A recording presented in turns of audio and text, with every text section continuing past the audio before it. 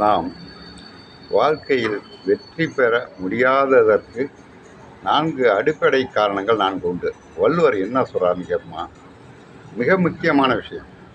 நெடுநீர் அப்படிம்பார். நெடுநீர்னா தள்ளி போடுவார். ஒரு காரியத்தை செய்யணும்னா நாளைக்கு பார்த்துக்கலாண்டாமா, அடுத்த மாதம் செஞ்சுக்கலாண்டா அப்படிம்பான். இது தள்ளி போடுதல், நெடுநீர். அடுத்தது மடி அப்படிம்பார். மடினா சோர்வு. ஒரே அலுப்பாக இருக்குது, நாளைக்கு பார்த்துக்கலாம் போ. இந்த சோர்வுத்தன்மை 2 காலம். 3வது மறதி. ஐயையோ மறந்துட்டேனே அப்படிம்பான்.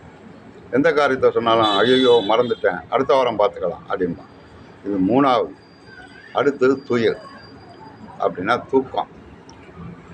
சில பேர் எப்போதுமே தூங்கிட்டு இருப்பான், நாளைக்கு பார்த்துக்கலாம், ஒரே உடம்பு அலுப்பாக இருக்குது, தூக்கம் வருதும்பான். இந்த 4 அடிப்படை காரணமும் வாழ்க்கையில் வெற்றி பெற முடியாததற்கு காரணம்.